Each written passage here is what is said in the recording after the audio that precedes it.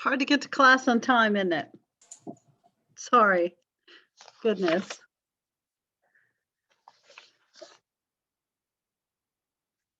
All right, let me let some people in and we'll talk about stuff. Maybe I'll write down that you're here. We'll see. And we have stuff to talk about, don't we? Oh, yeah. We have stuff to talk about. All right.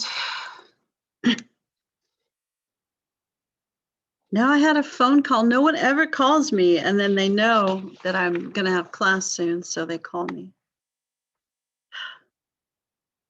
Oh, that reminds me, my phone's plugged in too. I may go unplug that really quick after I check you guys in.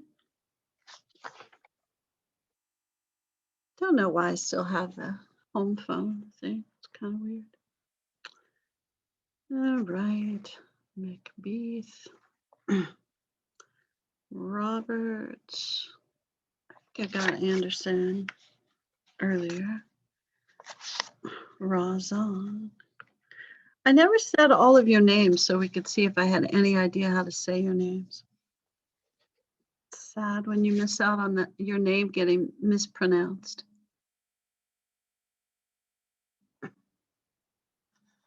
And Zeke, just Hensley. All right, and I'll catch these people coming in.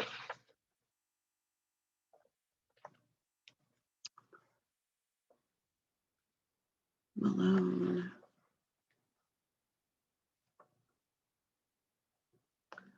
Osborne. Gage. And Sebastian. All right, let's let them all in. All right, I'm unplugging the phone.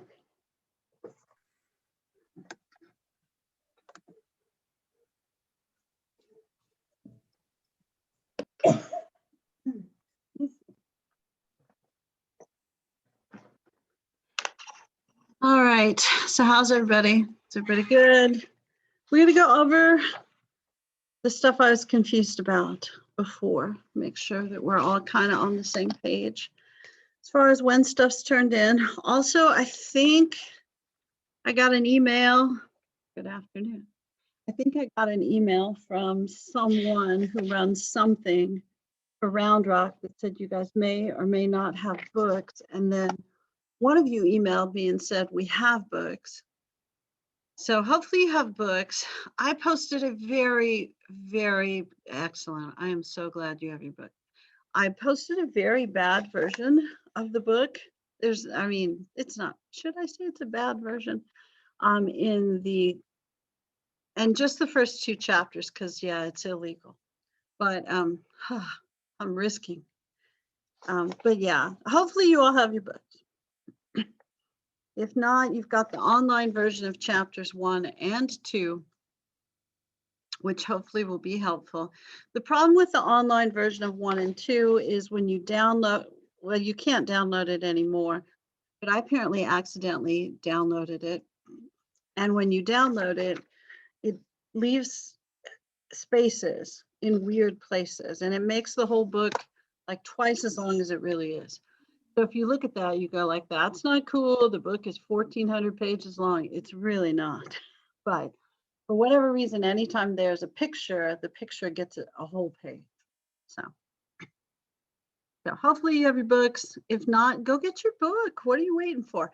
I'm sort of surprised that they ordered you physical books. You know what I'm saying? Oh, crud, I've been recording this whole thing, haven't I? Even the part where I unplugged the phone and someone called me. So great. That's excellent. Okay.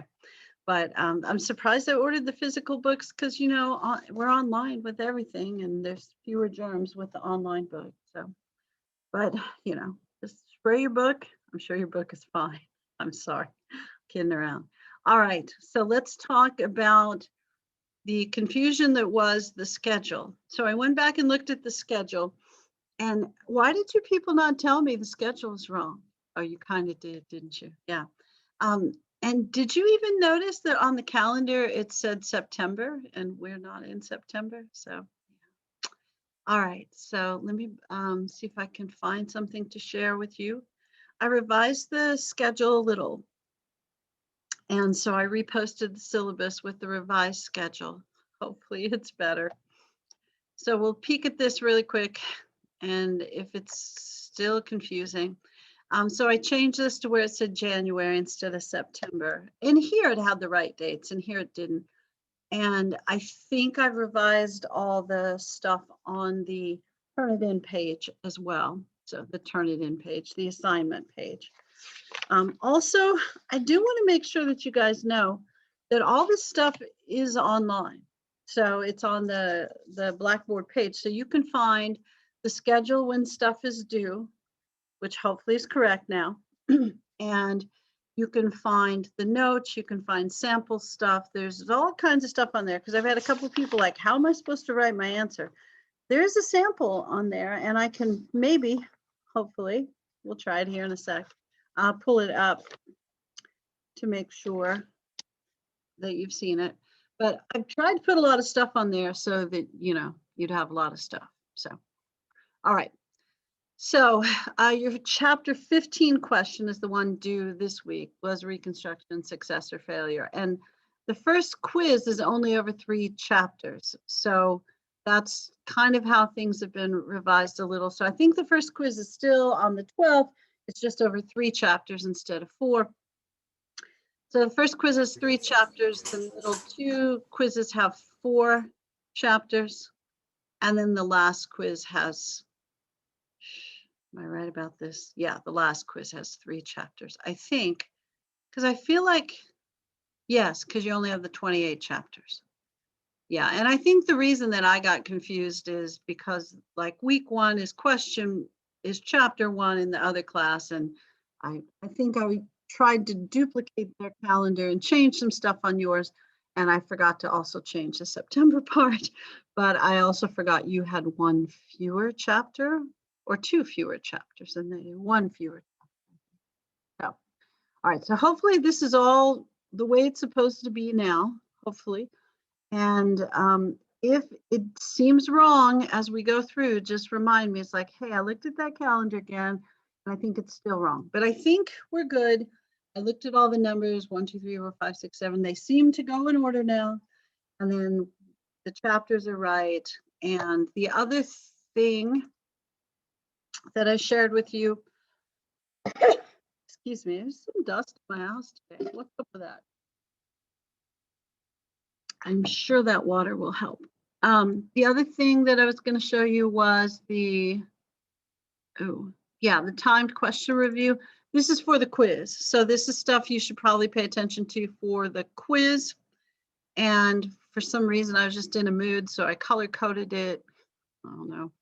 So 15, 16 is in red, 17 blue. Red and blue, because, you know, God bless America. So there they are. So things you should study. And hopefully we'll have gone over those things in a way that you think is adequate. Also, your textbook is really the main thing you should look at. The person who emailed me said, do they really need the textbook to be successful? It's like, yeah. Because all the questions really do go with the textbook. And if you've looked at the book, it has the headings that go along with the questions, makes it easy. You'll find the stuff. So it should be really good. Yeah, it'd be simple. Okay. So the only question due this week is the reconstruction one. So before we get started, do you guys have any questions, since I made it confusing up until yesterday? And I figured out what the mistake was the day that I looked at it Tuesday and told you I would email you. But then I looked at it, it's like, man, my head hurts too much to fix this. So my head hurt less yesterday. So hopefully I fixed it properly. Yeah. Okay. Do you guys have any questions, concerns? Is there anything we need to talk about? We talk about politics, how many masks you should wear. I saw some story about how wearing 2 is better than 1 and maybe 3 is better than 2. It's like, dang, it's a lot of masks. So, thankfully, we're here at home. We're safe. I know, lots of masks. It's good. All right, we'll get started on the stuff then, I think. Yeah. Okay. Oh, and I forgot to send you the link to The Men Who Built America, but you probably weren't going to go watch that yesterday anyway, were you? But I'll make like another star on that, just in case you really do want to watch it. It really is kind of fun if you have free time, and it's almost family friendly. Yeah, there's very little bad stuff that goes on in there. So, all right, all right. Let's look at the notes. I tried to open all the stuff I would need for class. All right. There we go, maybe. Yeah, there we go. Okay, so, I feel like we might have gone farther than this. We probably did, didn't we? But yes, we definitely did. I don't know why it was stuck there. All right, so we started talking about the Gilded Age, which is good. It means we have all sorts of time. Talk about more stuff. It's good. Maybe talk about quiz stuff as well. Be sure that you know who these guys are, what they did, why they're important, that sort of thing. Okay. All right. So I think we had started to talk about labor unions, maybe, or how labor went, and we are going to talk about going west. That's right, because question 2 for next week, not this week, is more about Native Americans. So we should have plenty of time to talk about that today and maybe Tuesday as well. All right. So this is a bad time to be a wage earning employee during that era. And I know some of you are going like, when's a good time? I don't know, maybe at HEB during the pandemic. I know it's dangerous, but they pay you nicely. They give you a bonus. They treat you well, maybe. I don't know. What I heard on the news, perhaps. But yeah, anytime you're making a certain amount of money, well, anytime you don't own the business, although owning the business is tricky too. I don't know. Anytime you're not Bill Gates, although maybe being Bill Gates is tricky too. But skilled workers is better than non-skilled workers, less skilled workers. Anytime you have a skill that can be easily replaced, you're in a vulnerable spot as a worker. Or if you have a skill that not very many people need. I can say this as someone who teaches history. Yes, I have a skill that not very many people need. And in Texas high schools, that skill is usually fulfilled by a football coach, as you know. And I really was not that great at sports. Shocking. But I still got to teach in a high school, which was lovely. And then magically got this job as well, which probably 100 other people applied for at the same time. I'm shocked as well. My husband had a skilled job, which became obsolete. He matched colors for cars, car paint. And he could create a chemical formula for the color that he created. So he would save that for you. And then when you repainted your car, he would have that stored.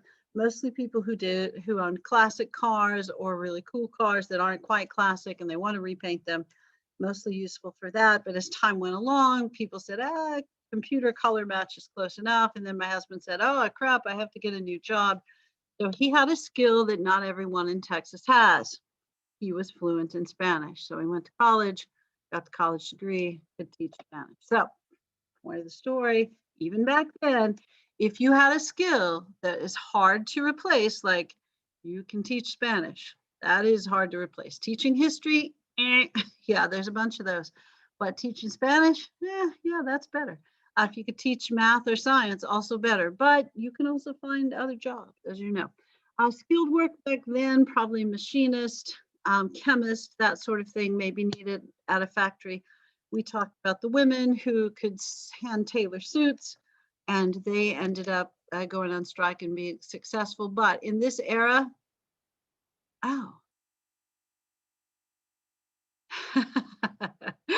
yeah, if you're colorblind, matching the paint is probably not good. I think you could probably paint the car because that's more the skill. You just have to make sure that someone gives you the right color paint before you get started. And fun fact, men are much more likely to be colorblind than women. So if your dad can't tell the difference between colors, but your mom can, it's probably not his fault, right? Is it?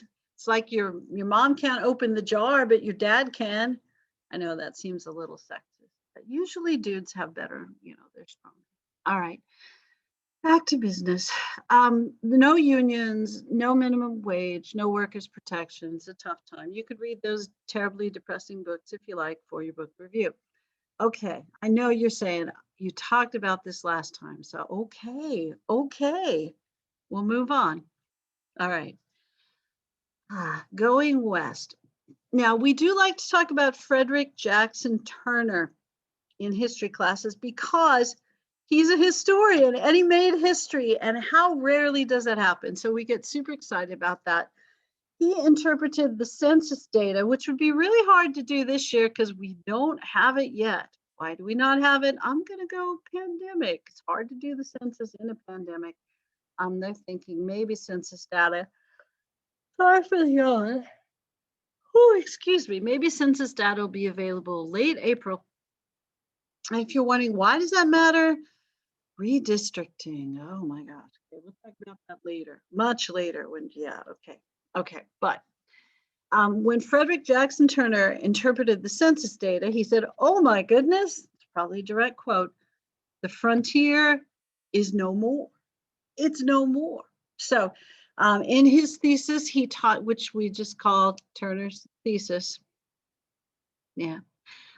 He talked about how the safety valve was, or the West was often considered the safety valve of America. So you lived in the East or even the Midwest and you thought, well, this place is crap. You could always go to the West and find a new life, create a new identity, that sort of stuff. Move west, find some land. And because Native Americans, they won't care. Clearly, this thesis is not about who we displaced. It's really about, the idea that part of the reason the United States continued to be great, we even talked about it back then, was because we were constantly exploring, expanding, taking over new lands, which was true. I mean, we were rapidly moving west, or north or south, or to some islands or something like that. But when Frederick Jackson Turner declared that the frontier was gone, it really meant that we had settlements everywhere from the east to west coast and from our borders in the north to the south. There was no part of America, the United States, where there weren't people who were citizens or at least territorial citizens of the United States lived. So we had it all covered. So there's no new place, really, except Alaska. I know not too many people live there, but who wants to go there? I hear people go there on cruises and stuff, but it's cold, you heard. Okay. So people were worried that because there was no more room in the contiguous United States, 48 states, which there weren't 48 states yet, but from east to west, north to south, on the current 48 states that are all stuck together, that the United States would start to decline. They would start to decline because our greatness was associated with that constant push for new land and to tame the West and all that sort of stuff. Okay. And also there's no room to push the irritated people too. Okay, so westward expansion will increase during the Gilded Age. People will move more people will move to the west, which Native Americans will not be thrilled about. People in the Southwest, people of Hispanic descent, also not too thrilled about. And you may or may not remember that we had recently had a war with Mexico, sometimes referred to as the Mexican War. I know, it's a clever name. 1848. I'm gonna put it in the wrong century, where we just kind of got in the mood and said like, hey, we'd like to have the northern half of Mexico. So we took it. It's way more complicated than that, of course, but you remember it perhaps from your 1301 class. Texas had something to do with it. There were a lot of things going on, but we had decided that we especially wanted parts of Texas that we didn't have control of, some trading routes in New Mexico, and of course California, because I don't know, Kardashians? No, because it was a coastline. because mostly because it was a coast. Yeah, it was coastal. We thought that would be really useful. And then of course we figure out there's gold there later on, so that's cool. So at any rate, there were a bunch of people of Mexican descent who had owned land in what's now the US Southwest for generations. And because they didn't file title with it, for it with the United States, other people would go out there and file title and pay the fees, and they would go like, hey, this is our land now. And they would kick families who had been on land for generations off the land, particularly in Texas, Tejanos, and California, Californios. And I think in Texas, I'm not from Texas. Is that okay to admit? So I didn't have the Texas history class, but in Texas, seems like the big story about that is the King Ranch, which some of you are going to like. They just make some chicken meal. Yes, King Ranch chicken. I've heard of it as well. But apparently the King Ranch is like 3 counties in South Texas. And this King family just went and said like, hey, this is ours now, and applied for title and displaced the families that had been on there for generations. So, all right. All right. So moving west didn't always make the folks who were already there happy, I think is part of what I'm trying to say. Oh my goodness, I made that really large while I let someone in the room. Okay, let me check them off, and then I'll try to make it small again. Okay. All right. So Native Americans not too thrilled that people are going west, but people are going to go west anyway because they can. Because they can. Not only they can, sometimes the government will pay them to go west. And I think we started talking about this last time. All right, 3 major reasons people go west: farming, ranching, mining. I know we talked about that last time. Farming's a little more family friendly, ranching, mining, not so much. The major act, I would remember this if I were you, it's kind of important. I'll have to double check, make sure, but I think I might have a question about that on the quiz.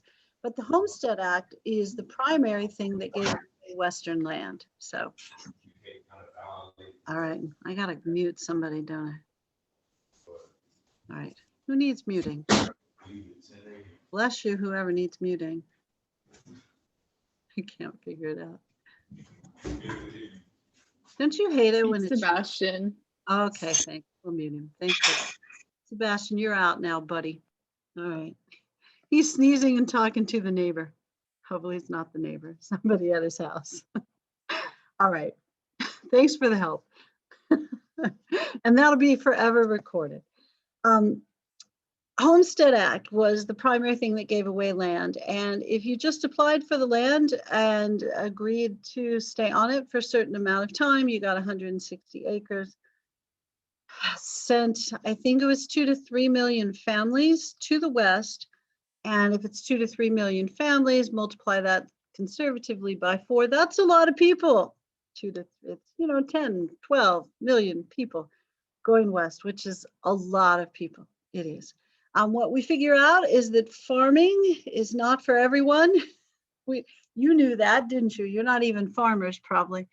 And most of the people who do go west don't keep the land. They end up selling their farmland to the 1/3 who are really good at farming, and the other 2/3 stay there because probably the weather's better, or it was a long trip, or they made some money from selling the land, so they start a business.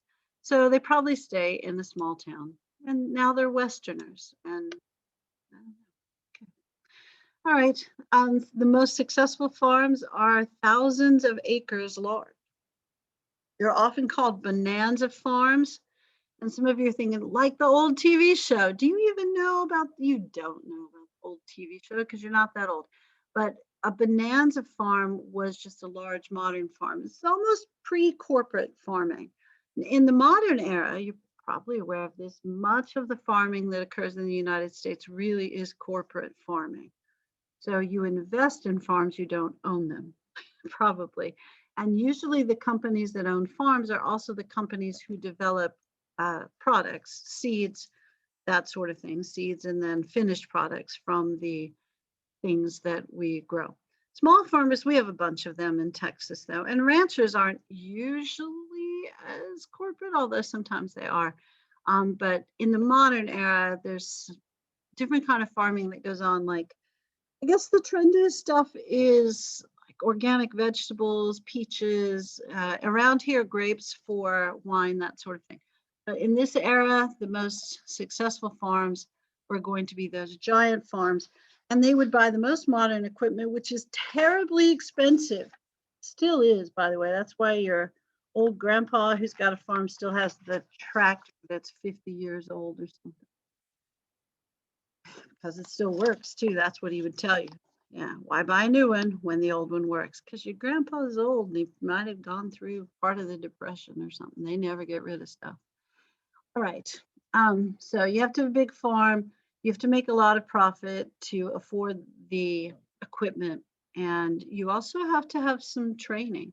During this era as well, some of the land sale, money from the land sales is used to start colleges. They do that in the 1860s and 70s.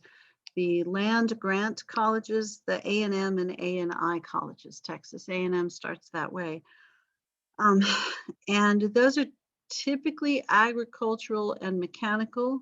So they teach you normal, the history and English and literature and all that kind of stuff. But they also teach you science of agriculture, science of ranching, science of mining, science of engineering, that sort of stuff. The stuff that's practical for you if you're a farmer. Okay, about done talking about farmers, mostly families. So these guys formed communities, churches, schools, that kind of thing, depending on where they were from. Also, pretty good number of immigrants do this as well, immigrants who come over with money. And in that era, the same as in this era, if you're an immigrant with money, we tend to like you more than if you're an immigrant without money. Okay, all right. So those guys would come in and they would buy farmland. And these are typically immigrants from colder places, Norwegian countries, the Slavic countries, or perhaps Germanic countries. So they are used to they're used to living in colder climates, so they know what to grow and how to grow it, that sort of thing. And they don't mind that it's cold. Yeah. And then there's like little communities of Germans who came to Texas as well. If you ever go to, not now, because, pandemic, Institute of Texan Cultures, it's a San Antonio thing, you will find out that more groups than you'd ever even heard of immigrate to Texas during the era we're talking about now, because there's just so much land available. Still is if you want to live in West Texas, where the ranches are, which is a lovely transition to the next subject, ranching. Ranching, yes. You've been to West Texas, you've seen a ranch, perhaps. You've driven past one. And the ranches, of course, are where they raise the cattle. I always say grow the cattle. I have been around cattle, so I know you don't like plant a little cow seed and they show up. They're animals, you've probably heard. And in Texas, of course, we really like cattle. Even UT has the longhorn as their mascot, but ranching, it's big in Texas. Yeah, okay. Cow seed, it's the best. Yeah. What are you planting in the backyard? I thought we'd grow some cows, maybe goats later. Goodness, when I was young, we raised chickens and rabbits. I won't tell you what we did with the rabbits because then you'll drop my class. But they, you can eat them as well. But chickens and rabbits. So we didn't. Oh, I did tell my little brother that rabbit poop was rabbit seed one time. Yeah, sorry about the pigs. If you're pigs, I don't know that there's a pig rancher. I think you have a pig farmer. But pigs are really popular, prominent in the deep south. Not that we don't have them here. We have the we have the roving pigs that mess up your. Oh, we ate the rabbits. We have the roving pigs that mess up the roads and hit your cars and dig up stuff in your yard. Yeah. Okay. But yeah, I don't know. Do we have? No, we don't have pig ranches. Okay. Yeah, the rabbit foot is supposed to be lucky. Clearly, it was not lucky for the rabbit. Yeah, goodness. Okay, we're bringing back trauma from my childhood because, it's the family thing. So we had lots of chickens and rabbits. And then, twice a year, the chickens and rabbits were no more so that my dad could sell them and perhaps feed the rest of us. And um, I didn't know. I didn't do anything with the rabbit hide. I did not. I'm sure someone else did. You look, it was enough for me to have to be involved in that, all right? Okay. I don't know where okay, we're gonna talk about ranching now. My goodness, I'm not looking in the chat anymore for a while. All right, so ranching, same kind of deal, different places, more arid parts of the Great Plains, Southwest, so drier areas, mostly cattle, sometimes sheep. You've been to West Texas. I'm a graduate of Angelo State University. Woohoo! Go Golden Rams. They had one of the largest sheep ranching areas in the country. So West Texas, eastern New Mexico, sheep ranchers, cattle ranchers fought with each other, not just because they were jerks and didn't see people very often. That wasn't it. They fought over grazing land. Here's my knowledge of grazing land. Apparently, cows are smarter about how they graze than sheep. So the cows just eat the grass, the sheep pull up the roots and eat it as well. So sometimes there were range wars where cattle and sheep ranchers shot at each other because, why not? No, it was the grange, it was the grazing land. But same deal with the ranch land. You get 160 acres, which isn't enough. And this is the era where they had the cattle drives where you would drive the cattle to market. And then later on, um, oh no, I should not have looked at the chat. Yeah, we can't cut off people's feet. All right, no more talk about how to eat the rabbits, but at the end of class if you want. 160 acres, not enough. And again, this is semi-arid land, so you're not going to have enough grazing land. Plus, people, eventually farmers in that region, there weren't as many, but farmers will start to fence in their farms because, barbed wire, they create barbed wire. And if you've ever lived in these parts of the world, if you've ever just driven to West Texas, they don't have a lot of trees. And the trees they have are those little stubby mesquite trees. Those are not good for making fences. And if you've gone through the Midwestern plains, there's no trees anywhere unless somebody built a subdivision or there's a river. So Kansas is like the flattest place in the world. Kansas, not exciting. No offense. I'm from Missouri, so we always made fun of Kansas.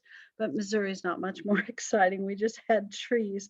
But people couldn't fence in their land because they didn't have wood to make fences. So when they invented barbed wire, you didn't need nearly as much wood. And of course, that was invented in some agricultural place, Illinois. Yeah. And if have you driven through? Yeah, we're going to talk about barbed wire again, or in Washington, D.C. right now. If you've driven through the Great Plains part of the country or the Ohio Valley region, it's just one giant cornfield. Yeah. So when those people start fencing in their giant cornfields, then ranchers have to stop doing the open range ranching, and they buy grain from the farmers, and it ends up being good for both of them. The cows get a little fatter, they don't run off the cliff or drown in the river, because apparently cows aren't brilliant either, even though I said they were smarter than sheep.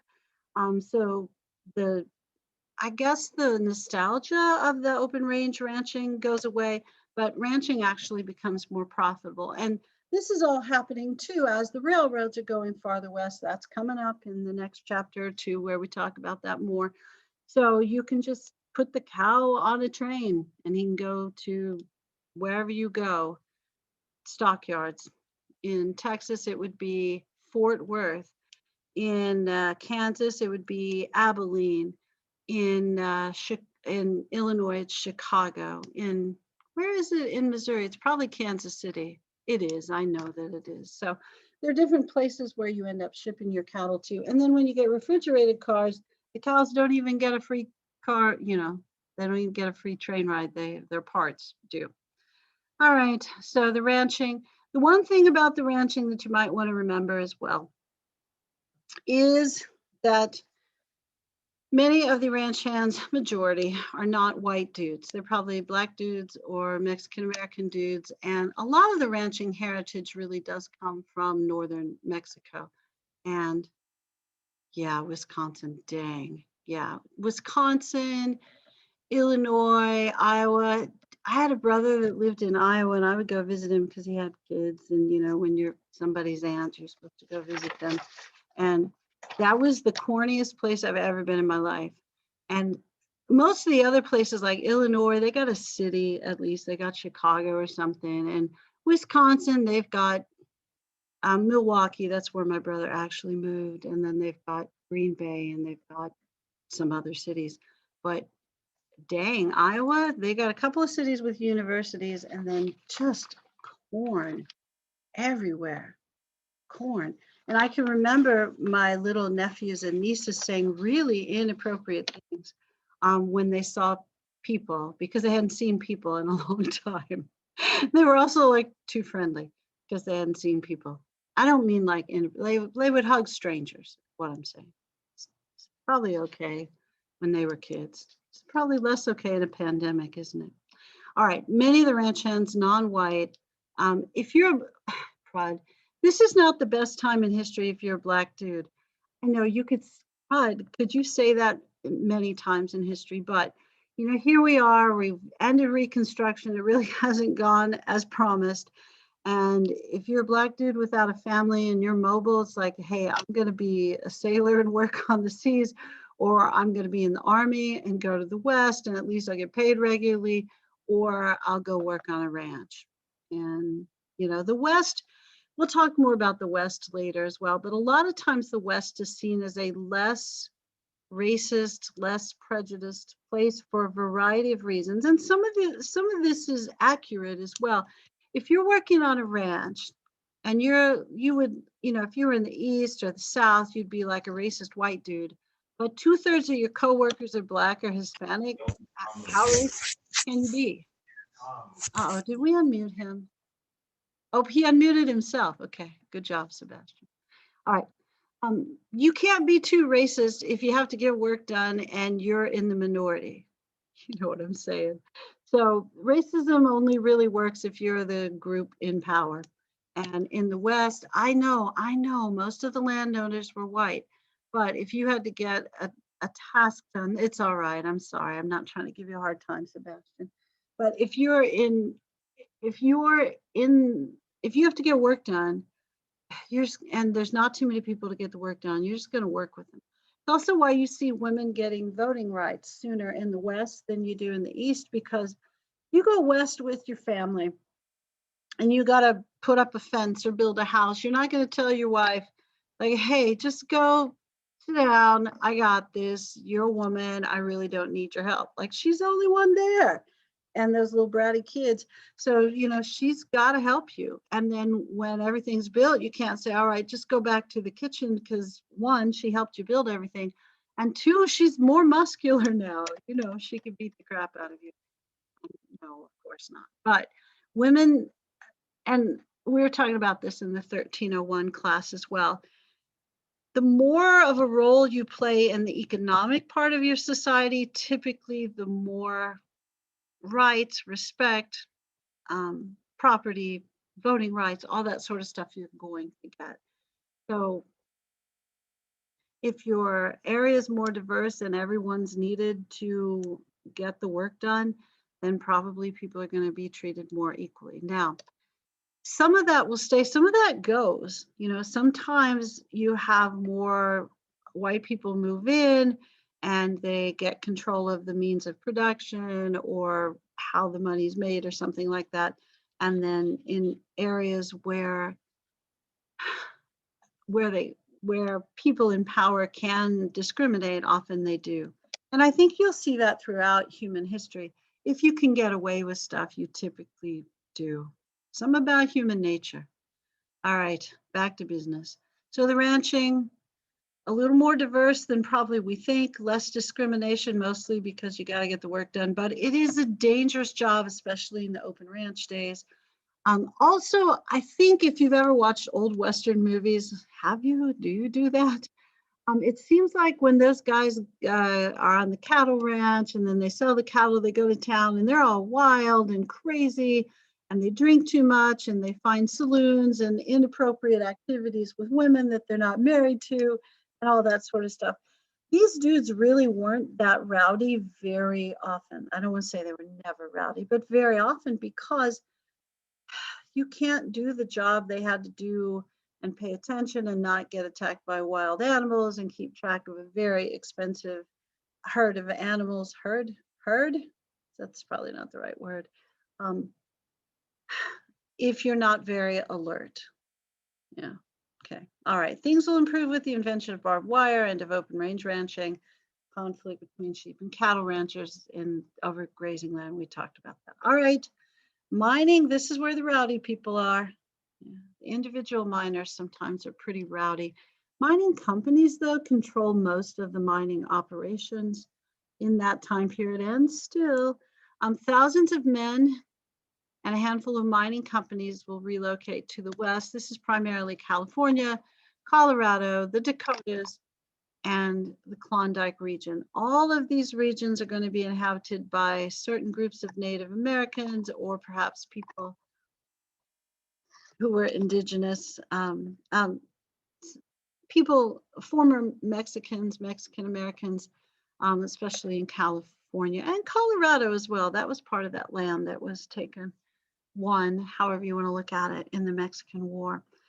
California is where you first see the big gold rush in 1848. Before California becomes a state, it's just a territory, doesn't have that many people in it. And then they advertise, some people write about how they found gold, and then very quickly it gets several million people within like 6 months.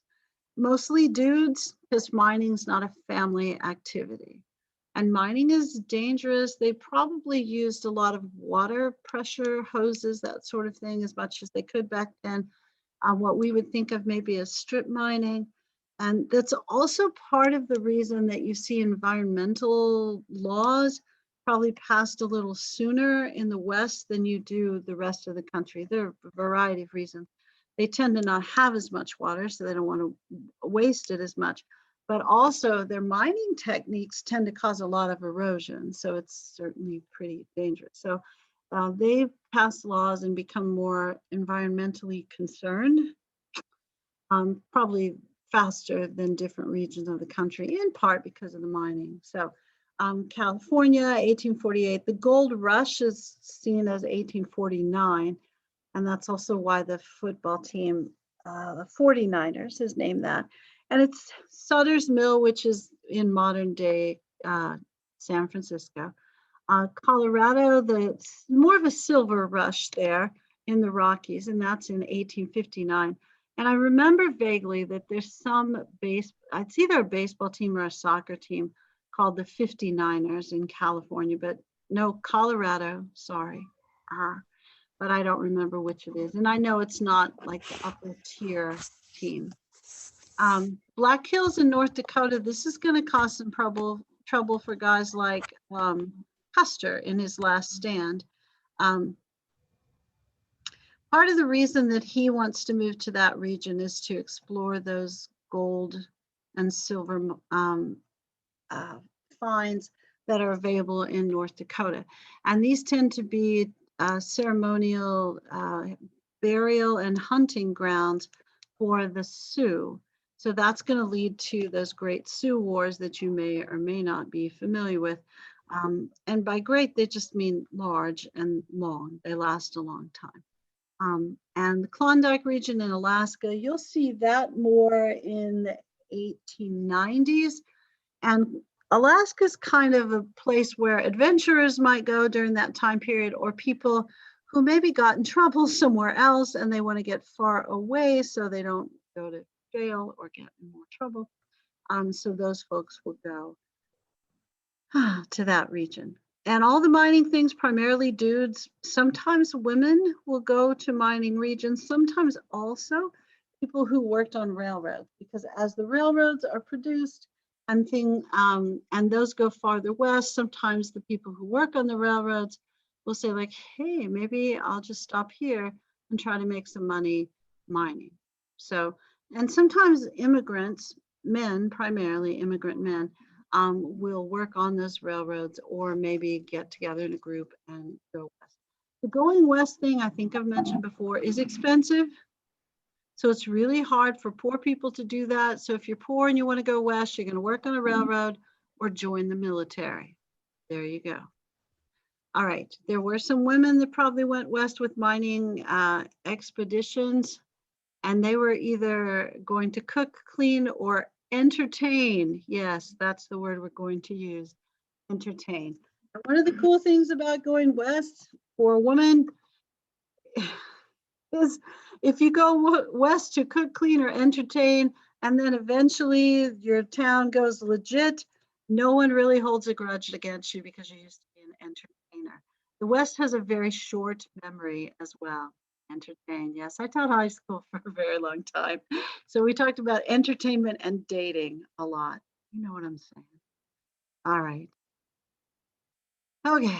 Um, is there anything you want to talk about why people went west? Farming more for families, ranching and mining more for dudes. Ranching and mining both very dangerous. Ranchers, ranch hands less rowdy, miners probably more rowdy. Probably a decent chance at a decent living here, although it was hard. Very little chance for making a ton of money as a miner. Because if you did independently find a chunk of gold, a mining company is going to go and apply for the title to the land and buy the land. So you might briefly do well, but you're not going to make long-term money. The companies, the mining companies become ridiculously wealthy. This is also why, because it's coming up, this is also why there's going to be a push to get more money in circulation, because mining companies have recently found a bunch of gold and silver, especially silver, and they're really going to want to coin that silver, and they're going to want the US government to buy what they just found. You got to have a market. I mean, silver is valuable if someone will buy it. And you can't make that much turquoise jewelry. You always have to have the silver for the turquoise jewelry in the Southwest. I lived in Arizona for a year. They have a lot of that stuff. All right. Anything you want to talk about there before we get to Native Americans? All right. I'm stopping for a second to drink water. I'm so glad that this is recorded too, so you can see this. Did you get thirsty talking this much? Plus, my phone is rung. Does this happen to you? No one calls you until you have class, and my phone has gone off about 10 times during class. I don't even want to know. Hydration, it does matter. Thank you. I appreciate it. Yeah, and it's like no one even knows I'm alive until I'm teaching class. And it's probably my dad. He forgets that people have jobs. Crazy old retired people. All right. Going west. Okay, so Native Americans who lived on the Great Plains had some common characteristics. I know not everybody who lived on the Great Plains did this stuff, but this, is pretty common. They hunted buffalo, which probably meant they're pretty good with the bow and arrow. They're probably pretty good with a gun as well, because, they had those by this time. And they're probably pretty good at riding horses. Now, in the Great Plains, I know we just said we grow so much food there now, but they didn't really back then. So they are much more focused on the hunt than they are agriculture in this era. And buffalo hunt is the main thing. And you had an 8th grade US history class, or maybe when else do you have US history? 3rd or 6th, there's some time where they talk about all the things they did with the buffalo. And as one of you kind of chided me for not using the pelt of the rabbit for something, which people could make hats and things out of those, not me. I didn't really want to acknowledge that I killed some rabbits, although I just admitted it to you. They used the hide of the buffalo, the bone. I can remember reading some 8th grade history chart where they talked about what they made the rattles out of, which is not cool. And you had to have a boy buffalo for that.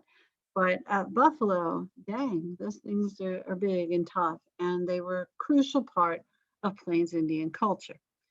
So as more and more Americans move west and we have more and more military outposts in the West, we want to make sure that Native Americans are a little more confined. So we're going to sign, because I was there, um, they used everything from Buffalo for sure.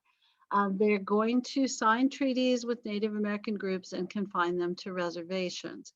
This works really nicely, except during hunting season, because for whatever reason, the buffalo don't hang out on the reservation. So the men, typically male activity in the tribes, would go hunting and they would get in trouble for leaving the reservation. So the US government thought quite a bit about how they can help out the Native Americans to either stay on the reservation or become more, traditionally American, not, Native American, but, clearly that culture's inferior because they got shoved onto, um, oh yeah, there was, yeah, you could throw, yeah, that's an interesting story. I like that. People tossing around big old chunks of buffalo poop, and that's how you got frisbees. I do remember, sort of sad, being raised in the Midwest, and I'm sure it's true in West Texas as well. They would have the cow chip throwing contest. I never participated. We definitely did not have a rabbit pellet throwing contest. Yeah, rabbit poop. It's in little circles. Yeah, now everybody's nervous about their frisbees. Don't use the brown frisbee.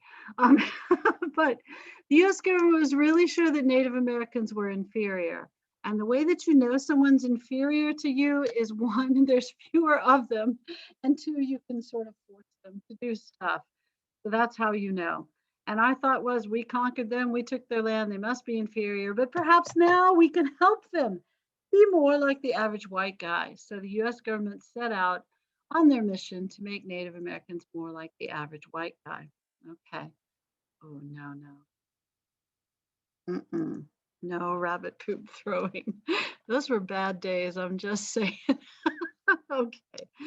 This is not a funny topic, though, so we're not going to think about those things for a few minutes. I'm not even looking at the chat for a couple of minutes. So, what the first thing that the US government decided to do to help out the Native Americans, so maybe they'd stay on the reservation, is get rid of the buffalo. So, the first thought is if there's no buffalo, they'll stay on the reservation. So, they paid individuals and troops to go to where the buffalo lived and kill as many buffalo as possible. So they did, and they slaughtered however many buffalo there were to the point where they became an endangered species. In, endangered, not indentured. I was talking about indentured servitude in the other class. Endangered species.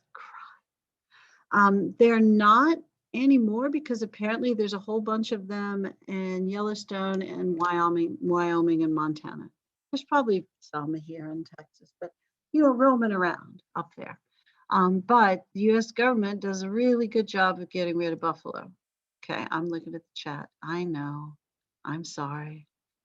Gosh. All right. So the now I'm kind of embarrassed.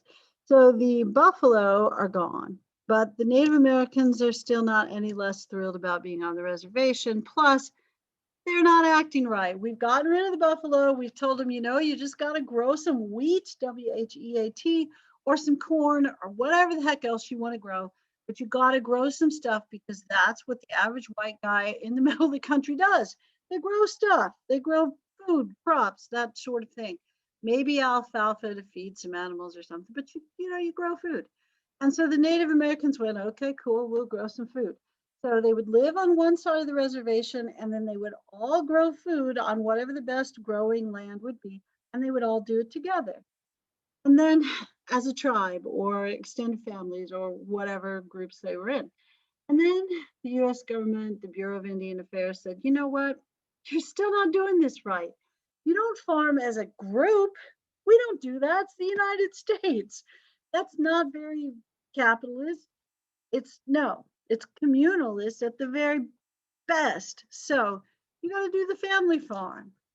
And they said, that's not what we do. And we went, okay, we'll help you. Dawes Severalty Act. Now, I promise you, I'm going to ask a question about this on the quiz. Promise. Because this is really a big deal and not a happy deal. It is a big deal. So, Congress passes something called the Dawes Severalty Act, and to sever is to split up. So, they're going to split up the reservations into individual family groups. So they get a certain number of acres. It's that same thing, 160 acres per family. If your family is a little larger, you would get, I think it's 40 extra acres per person. But you would have to farm with your individual nuclear family. So they split up the reservation. They take the extra land that isn't used when they split it up and sell that extra land. So that nearby white farmers will be right on the edge of the reservation, which is going to force these folks to stay on the reservation. And it populates the area in a bigger way. They're also going to use that money from selling the land to build boarding schools. And that's where you go live and go to school. And they're going to take Native American kids and send them to the boarding school. Boarding school. I'm sorry. I just got a message pop up from city council person. Why? Why in the middle of class? All right. So here's what happens with the Dawes Severalty Act. People get really poor and they lose their kids. That's pretty much it. Okay. All right. So where's the little section where we talk about that? Oh, here. Let me read through the notes because I feel like I've neglected the notes a little. No, they didn't really use tractors. I know. Not so much, really. Yeah. This is, and plus, this is the farmland that's not really productive yet. It will be later on. And you know how it eventually works out. We eventually get kind of annoyed with all the whole reservation thing and say, you know what? Why don't you all just go live in Oklahoma? Because it's the crappiest place we could find. All right, so let me make sure we've covered the note stuff. Buffalo, nomadic plains. Yeah, nomadic means they wander around, they follow the buffalo and hunt, that kind of thing. And they're more hunter-gatherers. They don't usually do the traditional agriculture thing, except in the Southwest where they grow beans, corn, and squash, or as they're often called, the Three Sisters. I don't know why they call them that, but it's kind of a traditional thing. And those are more New Mexico, Arizona tribes, folks we would think of as Pueblos, who aren't exactly nomadic plain tribes, but anyway. And they use the buffalo for everything. You already knew that: food, clothing, shelter, tools. They made tools out of their bones and things. U.S. government made treaties with tribes, reservations, worked fairly well, except during hunting season. Fairly well, of course, for not the people living on the reservation. Military killed the buffalo, paid hunters, buffalo are gone. Okay. Battle of Little Bighorn, we should mention that. And then we'll go back to the Dawes Act. But the Battle of Little Bighorn happens around this time period as well. And if you know very much, you could read about George Armstrong Custer if you like, or the Battle of Little Bighorn, or Sitting Bull, or Rain in the Face, or any of those guys that you happen to like from this event. But Custer's last stand occurs because Custer's stationed in the Dakotas, and in part because he wants to regain some rank that he lost because the military got smaller. He was the youngest general or colonel, I think it's colonel, youngest colonel ever in US history, got promoted during the Civil War. But then after the Civil War, the Army gets smaller, so they don't need as many officers, so he gets promoted, not because he did anything wrong necessarily, but because they don't need as many officers. And then he wants to regain rank, so like he asked for this western spot, in part because he wants to also look for gold and silver. And they're having trouble. It's the middle of the Great Sioux Wars. They're having trouble keeping the Sioux Nation on their reservations. He is stationed with 3 other regiments in the region to try to contain the Hunkpapa Sioux, and he decides to lead an assault without the other 3 groups. It turns out to be a really bad decision on his part. He's essentially lured into a canyon by a plan devised by um, Sitting Bull and Rain in the Face, and they're drawn into a canyon where they're ambushed and killed. So Custer and all of his men are killed, and it's not really that good for his reputation. It's also not good for his health because they're all dead. This will be really the only major military victory of this era.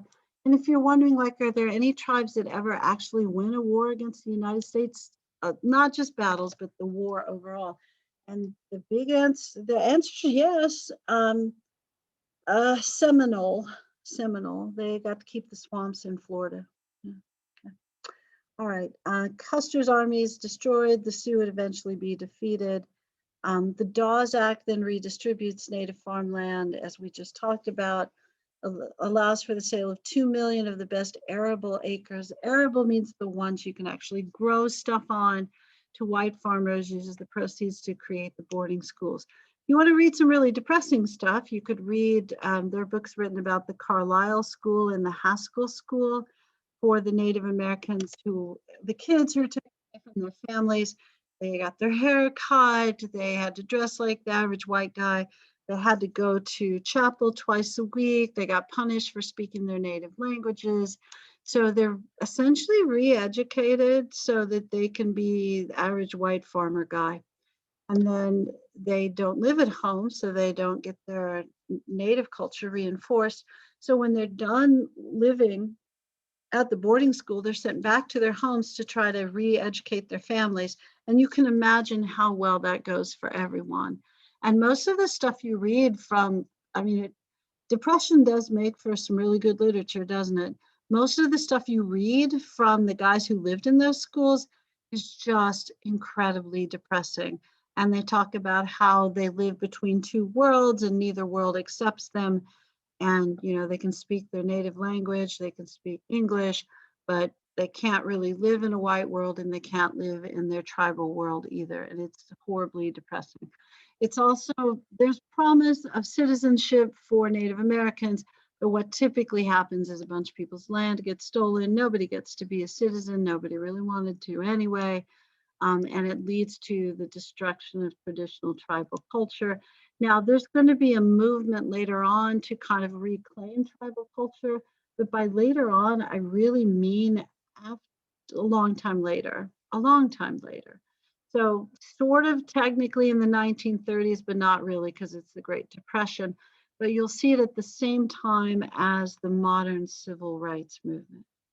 So this is really the intentional destruction of Native American culture.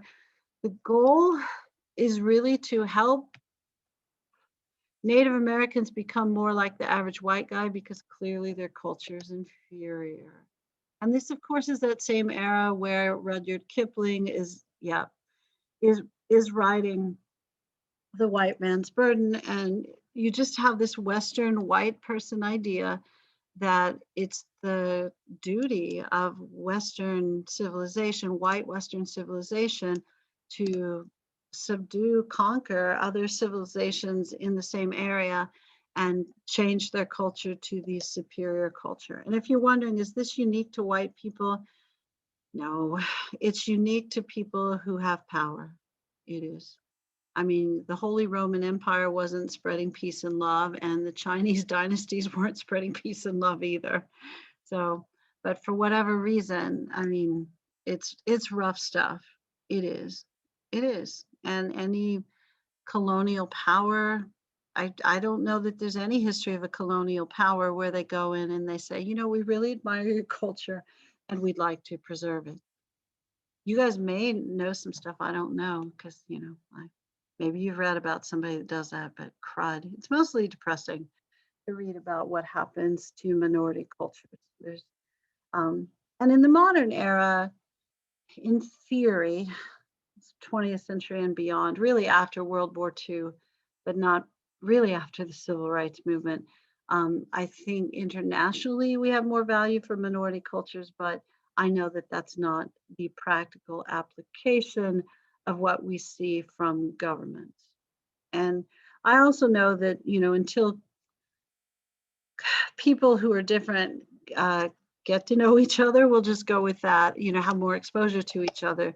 there's generally fear and distrust rather than acceptance and admiration. But my impression, not a history lesson, although, all right. All right, I'm stopping for a second just to see if you guys have any questions and drink some more water. Okay. And so you can see the cereal boxes. All right, any questions before we go along to politics, which I'm sure will be much more encouraging than Native American policy. And of course, Native American policy during this time period is just to continue to be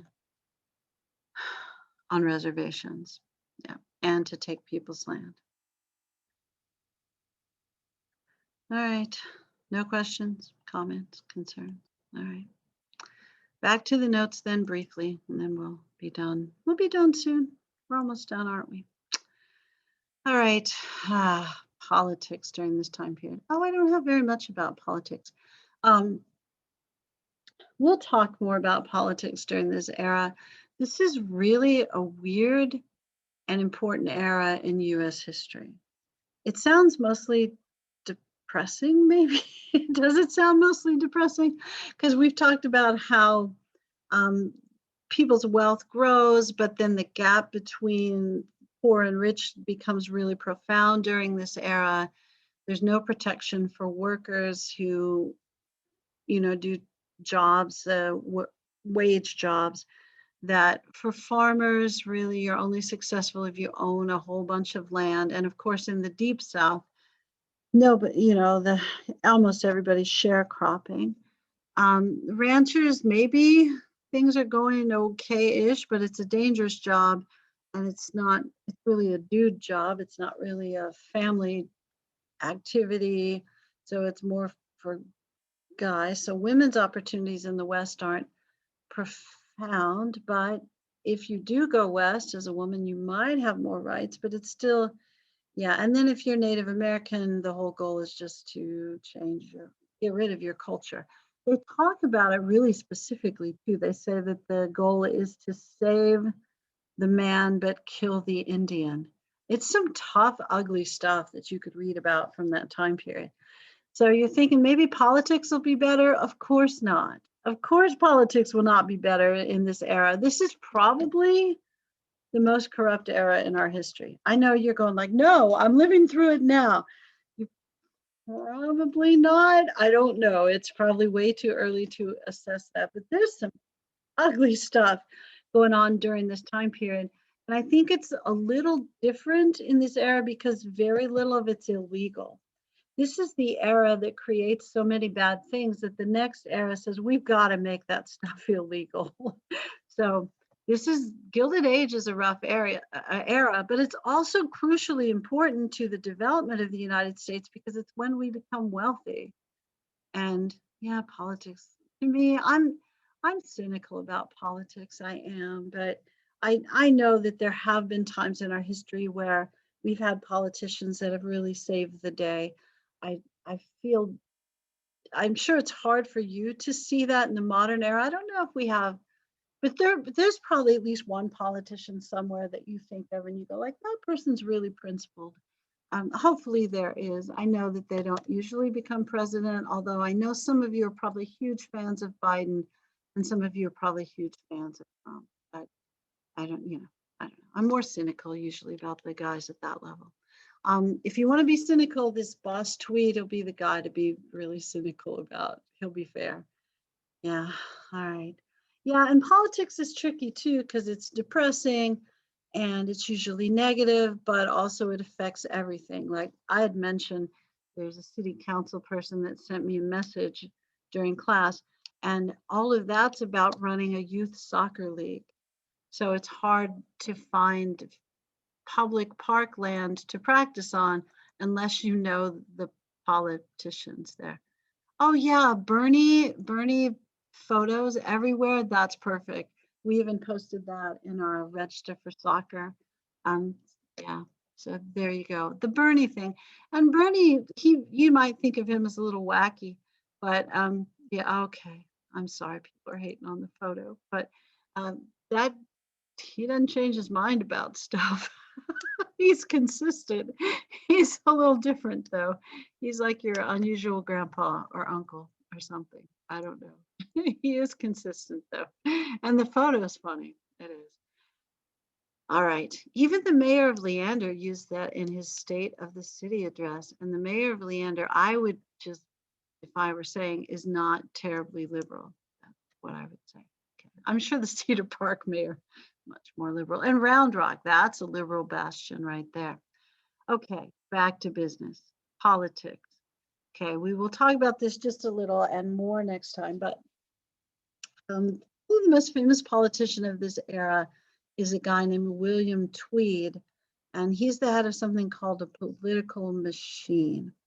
And during this era, part of the reason, like if I were to ask you to name all the presidents of the Gilded Age, you would go, no. That's what you would say. Or you'd go, I think Cleveland was in there. Maybe, would you say Cleveland? Oh, the Bernie bobblehead.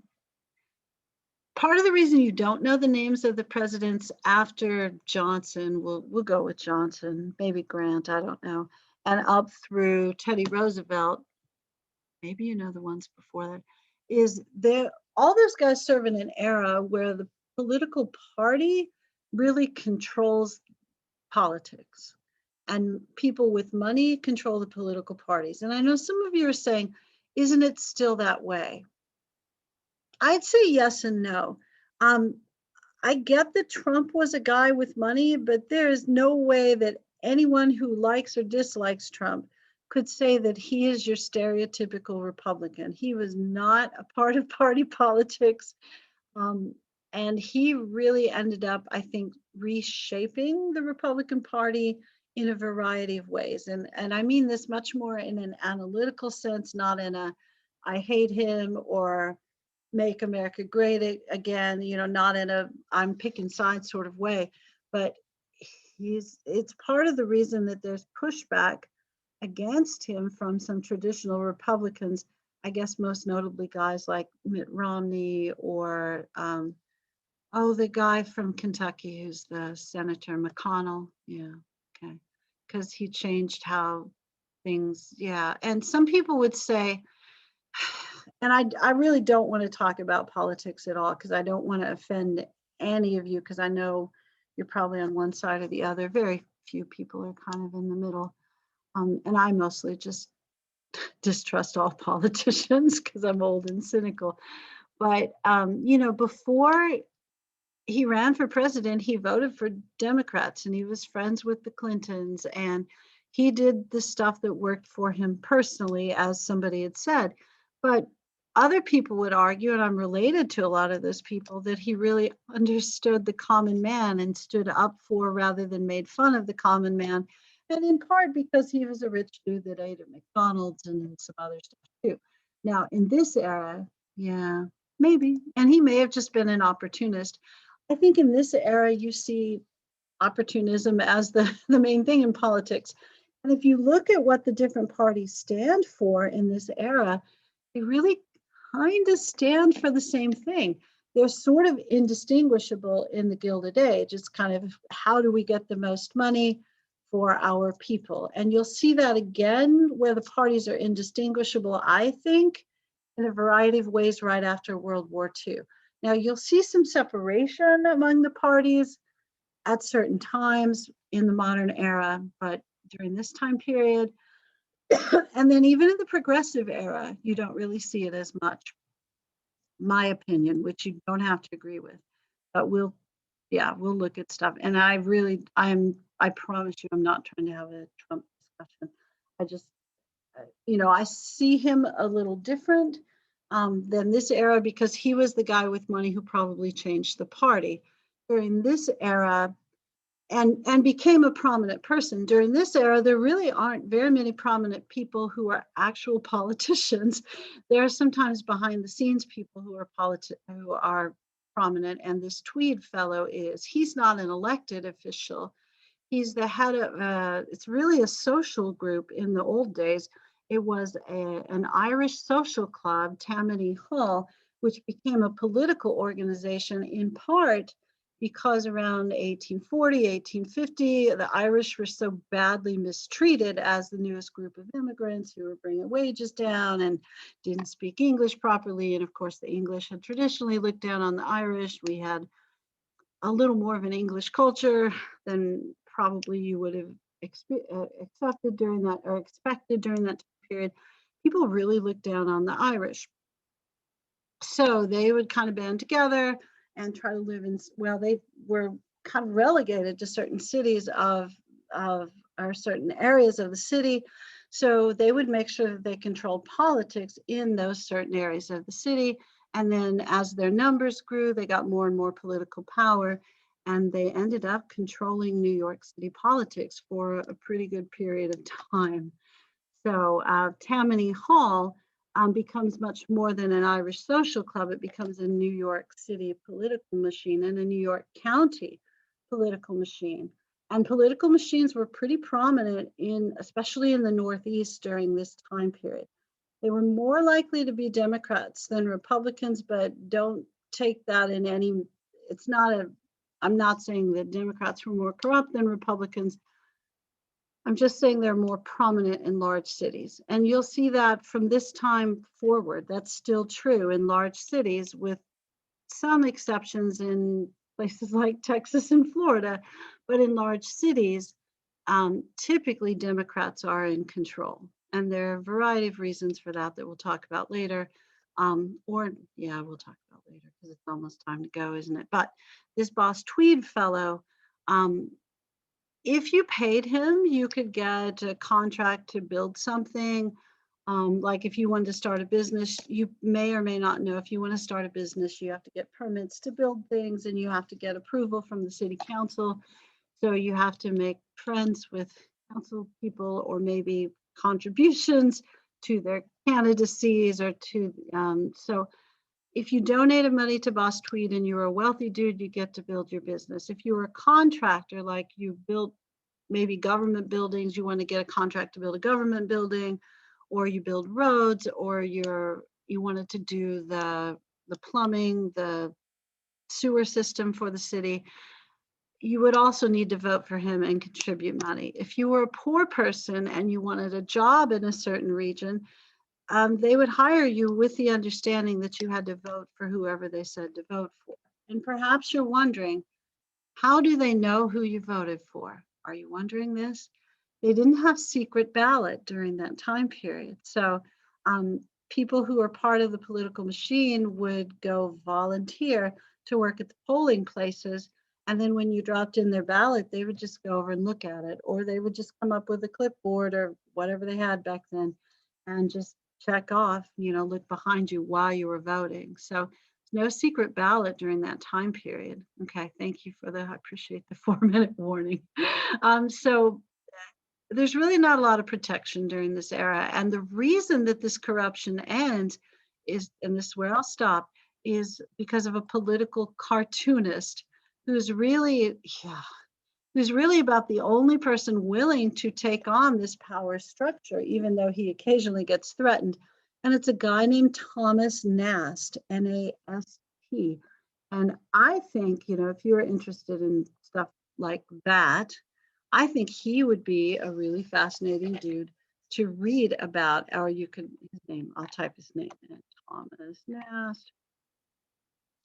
I think he's super interesting. And a lot of he draws the drawings that eventually make us associate Democrats with donkeys and Republicans with elephants. And I think one of his drawings eventually becomes Uncle Sam. But if you look at his drawings, when he draws lots of things that show corruption, there's a couple in your book.